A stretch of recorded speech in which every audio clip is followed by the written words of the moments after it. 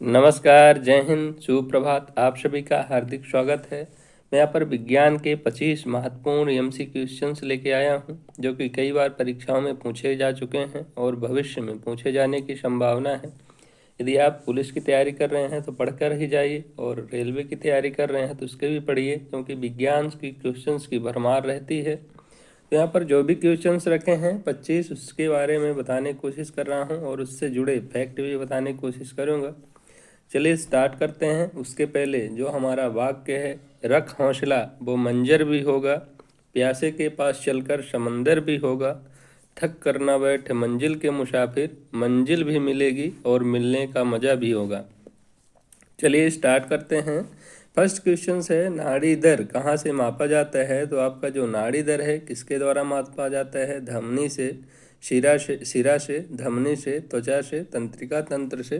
तो यहाँ पर जो नाड़ी की दर है, यहाँ पर जो ब्लड का प्रभाव होता है, धमनी के माध्यम से मापा जाता है। ये आपका बॉडी होती है। बॉडी में जो यहाँ पर आपका शरीर में धमनी और शिराएँ पाई जाती हैं। तो धमनी जो है यहाँ पर रक्त का, हृदय यहाँ पर हार्ट होता है। हार्ट से जो है शुद्ध रक्त शरीर के विभिन्न अंगों को पहुँचाते हैं। तो इसका कौन सा कार्य करता है? तो धमनी। धमनी में जो है शुद्ध रक्त होता है, शुद्ध रक्त पाया जाता है। जबकि यहाँ पर शिराएँ होती हैं, शिराओं में जो है अशुद्ध रक्त पाया जाता है। तो इसमें जो है शिराओं में अशुद्ध रक्त मिलता है, अशुद्ध रक्त मिलता है। तो ध्यान रखिएगा, इसमें से जब भी ब्लड जो है हृदय से शरीर के अंग की ओर जाता है तो उसी के द्वारा जो ब्लड का प्रेशर रहता है उसी के द्वारा नाड़ी का दर मापा जाता है। तो किससे मापा जाता है? तो धमनी से मापा जाता है। बी ऑप्शन राइट हो जाएगा। एक अपवाद याद रखिएगा कि जो पल्मोनरी धमनी होती है, पल्मोनरी धमनी, इसमें जो है पल्मोनरी धमनी में अशुद्ध रक्त पाया जाता है, अशुद्ध रक्त पाया जाता है। और पल्मोनरी जो शिरा होती है, यहाँ पर पल्मोनरी शिरा, पल्मोनरी शिरा में जो है कि शुद्ध रक्त पाया जाता है। ध्यान रखिएगा, वैसे धमनियों में शुद्ध रक्त पाया जाता है, लेकिन जो पल्मोनरी धमनी होती है, अपवाद होती है, इसमें अशुद्ध रक्त पाया जाता है। शिराओं में अशुद्ध रक्त पाया जाता है। यहाँ पर मैं यहीं लिख देता हूँ, अशुद्ध रक्त, अशुद्ध रक्त पाया जाता है शिराओं में। लेकिन जो पल्मोनरी शिरा होती है उसमें शुद्ध रक्त पाया जाता है। तो आप समझ गए होंगे। शुद्ध का मतलब होता है ऑक्सीजन, जो है ऑक्सीजन युक्त रक्त को शरीर के विभिन्न भागों में कौन ले जाता है? तो धमनी ले जाती है। तो धमनी जो है शुद्ध रक्त को ले जाती है शरीर की ओर, और जो अशुद्ध रक्त होता है उसको शिराएँ हृदय की ओर ले आती हैं। यहाँ पर त्वचा है, त्वचा यहाँ पर देगा, त्वचा जो है शरीर का सबसे बड़ा अंग होता है त्वचा। तो त्वचा का यहाँ पर ध्यान रखिएगा, शरीर का सबसे बड़ा अंग त्वचा होता है। और तंत्रिका तंत्र की इकाई जो होती है न्यूरॉन्स होती है, न्यूरॉन्स तंत्रिका तंत्र की इकाई होती है।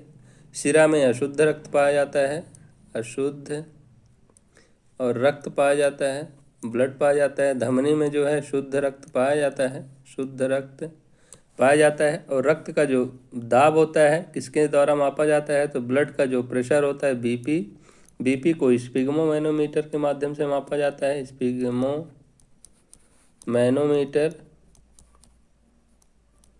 और जो बीपी होता है एक स्वस्थ व्यक्ति का जो ब्लड प्रेशर होता है 120/80 mmHg होता है। तो इसको भी ध्यान रखिएगा। और ब्लड का जो रक्त का पीएच मान होता है, ब्लड का पीएच मान 7.35 होता है, पर कहीं कहीं 7.4 मिलेगा, क्योंकि ये 5 है, इसको 4 मान लिया जाता है। इसको भी ध्यान रखिएगा। और रक्त की खोज जो है, रक्त की खोज, ब्लड की खोज जो है, यहाँ पर रक्त समूह पूछेगा। तो रक्त समूह की जो खोज है, कार्ल लैंड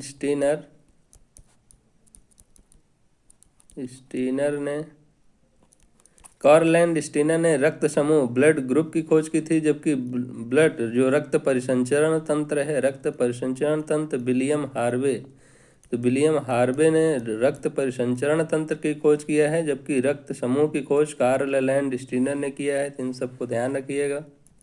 नेक्स्ट क्वेश्चन है, गाड़ी खींचता हुआ घोड़ा किस बल के कारण आगे बढ़ता है। तो जब भी गाड़ी, जैसे मान लीजिए यहाँ पर घोड़ा है, ये हमारा घोड़ा बना दिया, यहाँ पर एक गाड़ी बना दिया हूँ। गाड़ी को किस बल के कारण, ये जो घोड़ा है, यहाँ पर घोड़े का जो पैर है, घोड़े का जो पैर है, और ये पृथ्वी पर ये जो गाड़ी है आपकी चल रही है, यहाँ पर मान लीजिए ये गाड़ी है और एक घोड़ा जो है आगे की ओर खींच रहा है।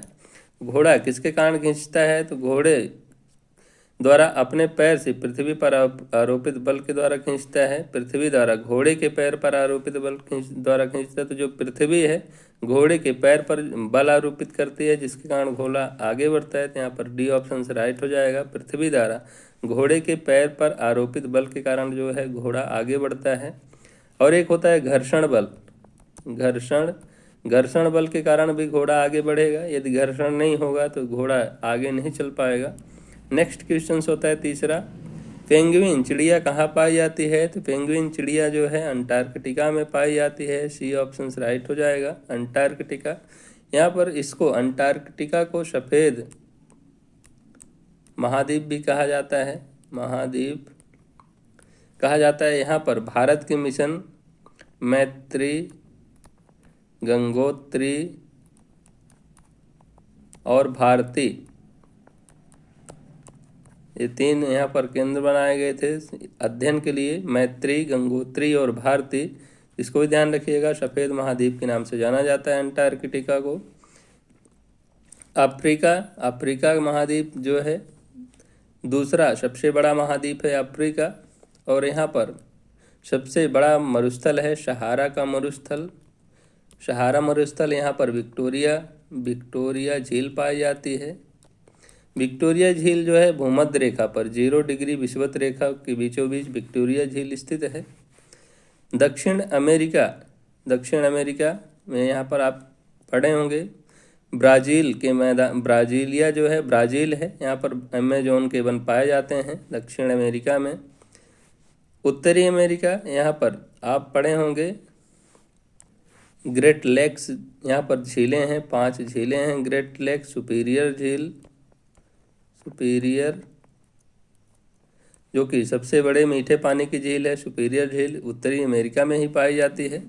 और जो है तीसरा सबसे बड़ा महाद्वीप है उत्तरी अमेरिका, जबकि ये दक्षिणी अमेरिका चौथा सबसे बड़ा महाद्वीप है, ध्यान रखिएगा।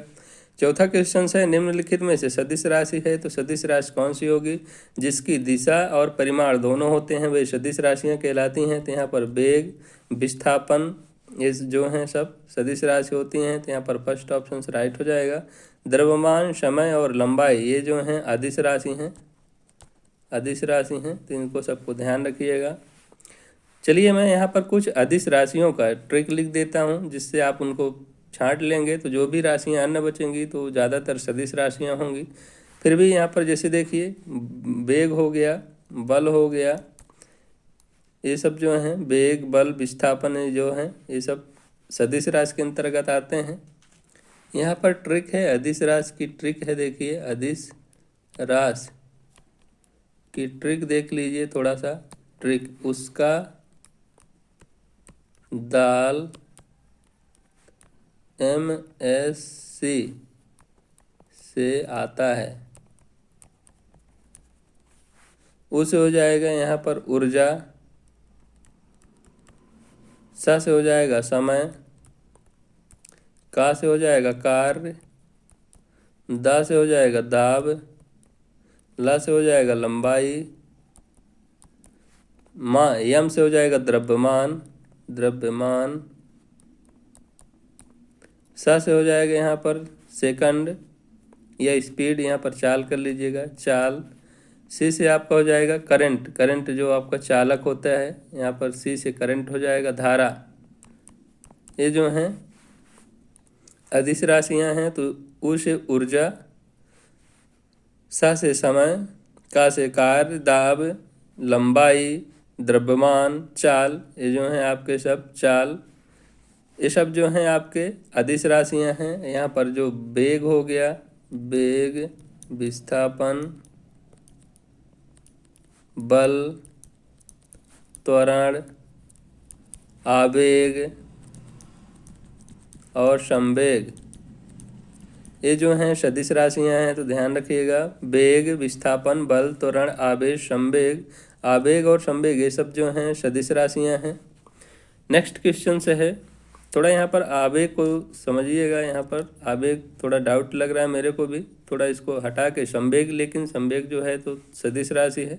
आवेग को मैं यहाँ पर क्लियर कर देता हूँ, अभी तो कुछ टाइम से थोड़ा डाउट हो रहा है। नेक्स्ट क्वेश्चन है, चलिए 5वां क्वेश्चन से देखते हैं।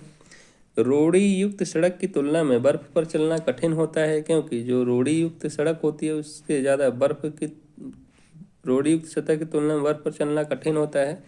यहाँ पर देखिए, बर्फ पर जो है घर्षण नहीं पाया जाता है, जबकि रोड़ी युक्त सड़क पर घर्षण पाया जाता है। पैर तथा बर्फ के मध्य घर्षण बल रोड़ी और पैर के मध्य घर्षण बल की तुलना में जो है बर्फ पर कम होता है। तो जैसे मान लीजिए सड़क हो गई, सड़क है, ये हो गया आपका बर्फ।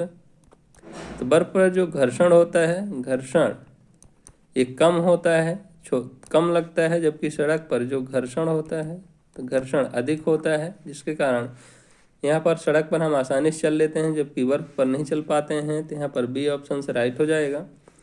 विशिष्ट प्रतिरोध का एसआई मात्रक है, तो विशिष्ट प्रतिरोध का एसआई मात्रक देखिए, विशिष्ट प्रतिरोध पहले समझिए, R=L/A होता है। प्रतिरोध बराबर L क्या है, चालक की लंबाई है, A क्या है, चालक का क्षेत्रफल है। ये आपस में समानुपाती होते हैं। लंबाई के जो प्रतिरोध होता है लंबाई के समानुपाती तथा क्षेत्रफल के व्युत्क्रमानुपाती होता है।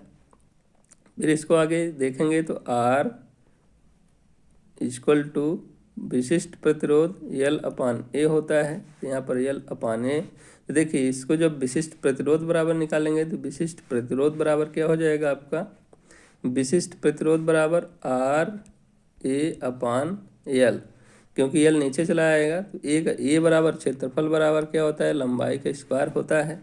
तो यहाँ पर आगे रखेंगे तो क्या होगा, RL² अपान L। तो एक L से एक L कट जाएगा, कितना बचेगा, R और L।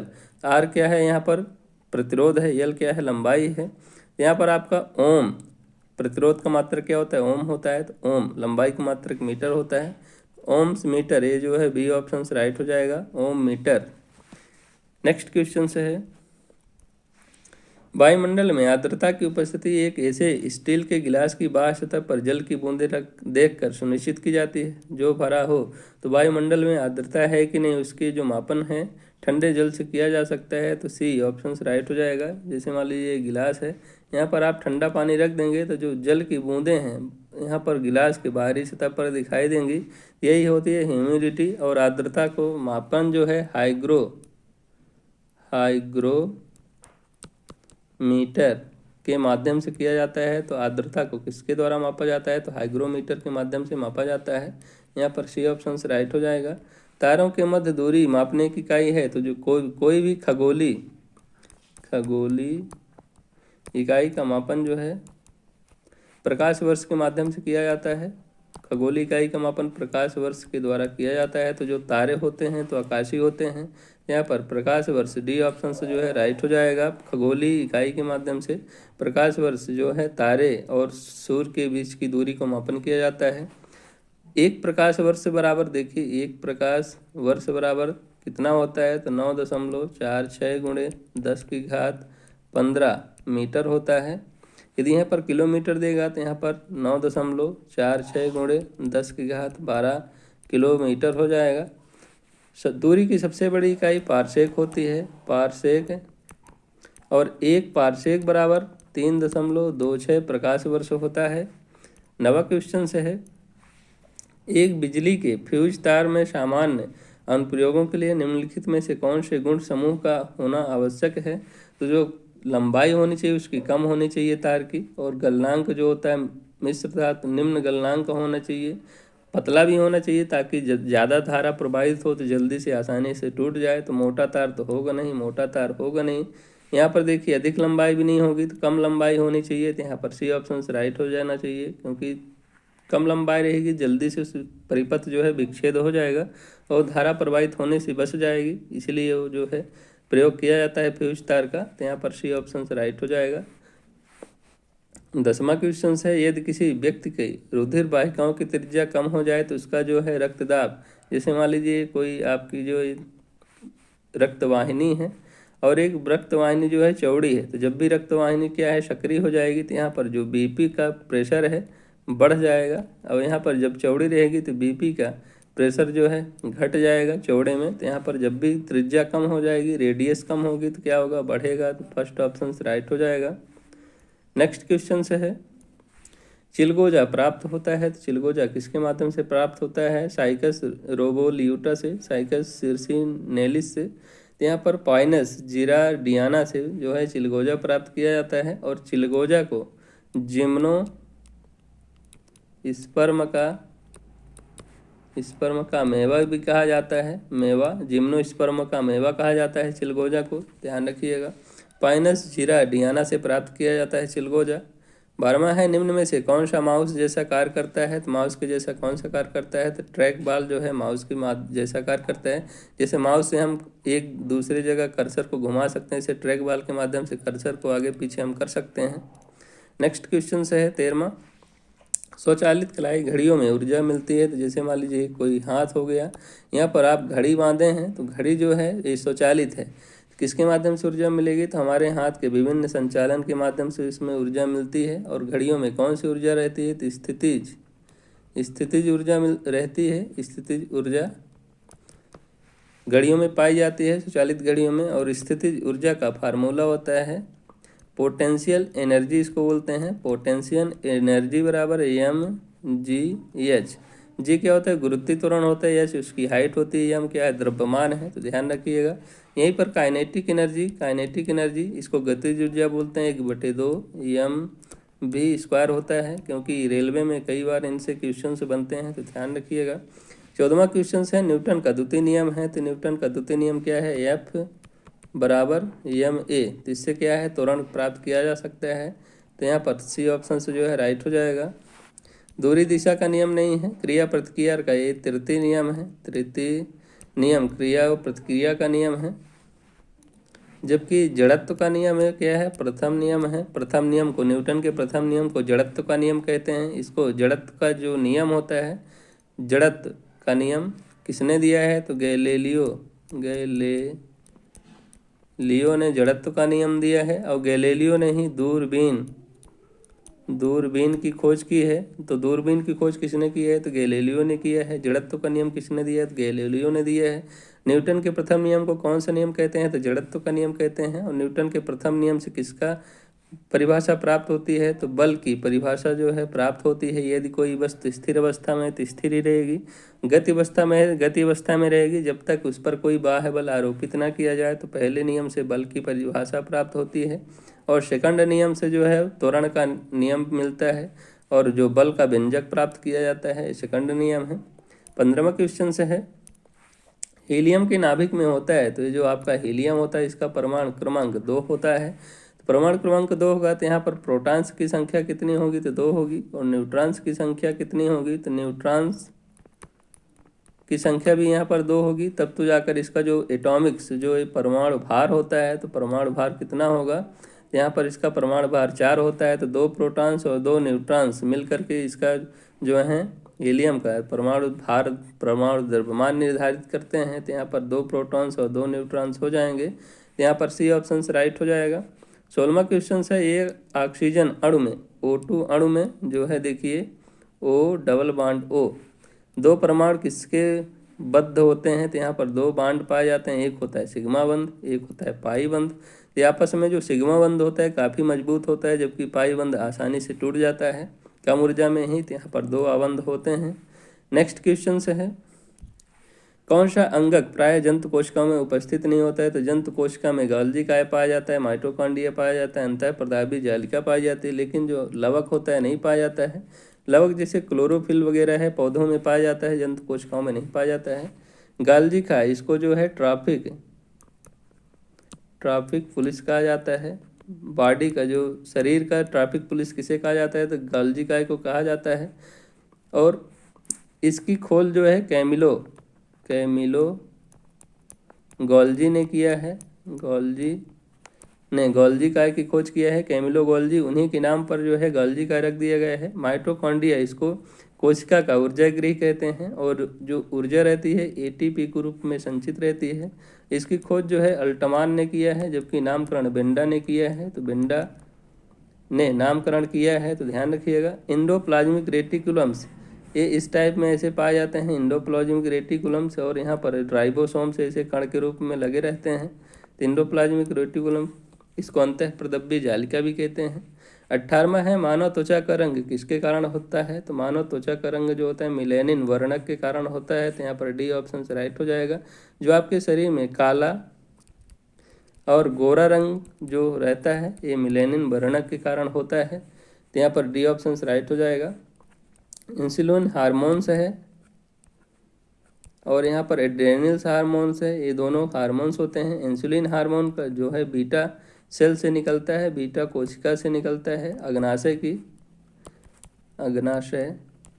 अग्नाशय की बीटा कोशिका से जो है इंसुलिन हार्मोन का निर्माण होता है, और इंसुलिन हार्मोन की कमी से डायबिटीज रोग होता है, मोटापा रोग हो जाता है। एड्रेनल हार्मोन से जो है एड्रिन जो है ग्रंथ से निकलता है। हीमोग्लोबिन AHB जो होता है रक्त में पाया जाता है, हीमोग्लोबिन। नेक्स्ट क्वेश्चन है 19वां। अत्यधिक शीत ऋतु में पहाड़ों पर पानी की पाइपलाइन फट जाती है। अत्यधिक ठंडी में जो पहाड़ों पर होती हैं पाइपें आपस में फट जाती हैं, किसके कारण फटती हैं? यहाँ पर पहाड़ों लिखा है, तो पहाड़ पर किसके कारण फटती हैं? तो यहाँ पर जो जल होता है जम जाता है। जब भी पानी जो है जमेगा उसका आयतन जो है बढ़ जाता है, आयतन बढ़ेगा। जब भी पानी जमेगा तो उसका आयतन बढ़ेगा, और पिघल जाएगा तो घट जाएगा। तो पाइप में पानी जमने से जो है पानी फैल जाता है, पाइप में पानी जमने पर फैल जाता है, जिसके कारण पाइप जो है टूट जाती है। सी ऑप्शन से राइट हो जाएगा। फिरोमोन्स पाए जाते हैं, तो फिरोमोन्स कीटों में पाए जाते हैं। सांपों के अध्ययन को ओफियोलॉजी कहलाता है, ओफियोलॉजी कहलाता है। एंटोमोलॉजी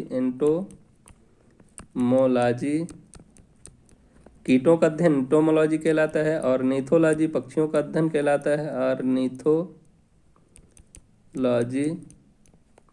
चमगादड़ जो होते हैं ये सरीसृप और पक्षी के बीच जो है संयोजक कड़ी होते हैं। सरीसृप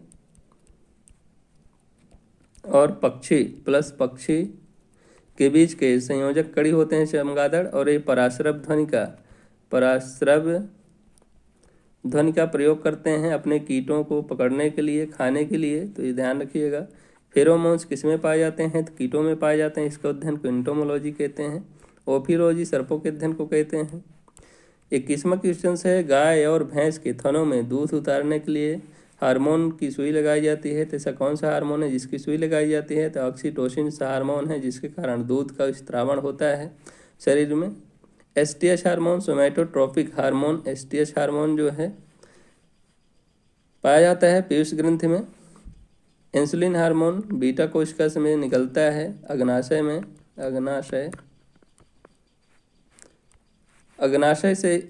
को मिश्रित ग्रंथि भी कहते हैं। मिश्रित ग्रंथि शरीर में कौन सी है? तो अग्नाशय है। 22वां है जब कोई बाहरी पदार्थ मानव रुधिर प्रणाली में प्रविष्ट होता है तो प्रतिक्रिया कौन करता है? तो जब भी कोई बाहरी पदार्थ आएगा तो WBC उससे लड़ेगी, क्योंकि WBC का कार्य होता है रोग प्रतिरोधक क्षमता का विकास करना। तो WBC का जीवन काल 2 से 5 दिन का होता है, जबकि RBC का जीवन काल 120 दिन का होता है। और RBC का कब्रिस्तान कौन है? तो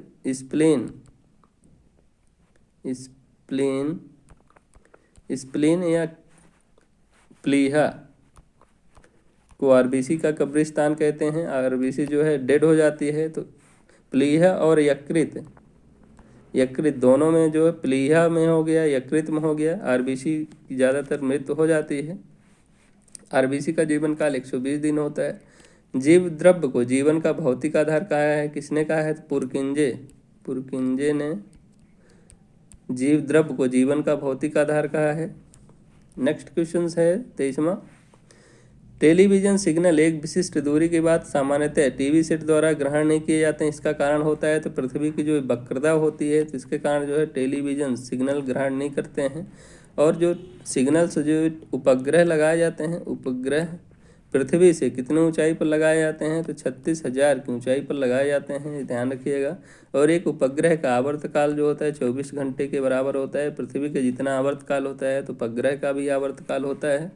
आवर्तकाल T=2√L/G होता है, फार्मूला, इसको ध्यान रखिएगा। नेक्स्ट क्वेश्चन है 24वां, पॉजिट्रॉन की खोज किसने किया है, तो पॉजिट्रॉन की खोज एंडरसन ने किया है, तो डी ऑप्शन राइट हो जाएगा। रदरफोर्ड और गोल्डस्टीन और रदरफोर्ड ने जो है प्रोटॉन की खोज किया है। प्रोटॉन कब किया है, तो 1911 में खोज किया है। गोल्डस्टीन एवं रदरफोर्ड ने प्रोटॉन्स की खोज किया है। थॉमसन ने इलेक्ट्रॉन की खोज किया है, इलेक्ट्रॉन। चैडविक ने न्यूट्रॉन्स की खोज किया है, न्यूट्रॉन्स। और एंडरसन ने पॉजिट्रॉन की खोज किया है, ध्यान रखिएगा। हमारा अंतिम क्वेश्चन है और 25वां क्वेश्चन है, कंप्यूटर में विंडो है, तो विंडो क्या है, तो एक प्रकार का ये सॉफ्टवेयर होता है, तो फर्स्ट ऑप्शन राइट हो जाएगा। हार्डवेयर जिसको आप छू सकते हैं, छू कर देख सकते हैं, वो हार्डवेयर होता है। जो सॉफ्टवेयर है जिसको आप सिर्फ देख सकते हैं, छू नहीं सकते, वो सॉफ्टवेयर कहलाता है। यहाँ पर फर्स्ट ऑप्शन राइट हो जाएगा। कंप्यूटर्स के पिता चार्ल्स बेबेज को कंप्यूटर का पिता कहा जाता है, ध्यान रखिएगा। ये हमारे 25 क्वेश्चन थे, आपको कैसे लगे कमेंट करके ज़रूर बताइएगा। और पहली बार वॉच करें तो प्लीज़ सब्सक्राइब जरूर करिएगा चैनल को, बेल आइकन प्रेस करिएगा, ताकि जब भी मैं वीडियो अपलोड करूँ आप तक नोटिफिकेशन पहुँचता रहे। मिलते हैं नेक्स्ट MCQ में, तब तक के लिए बाय, जय हिंद, वंदे मातरम।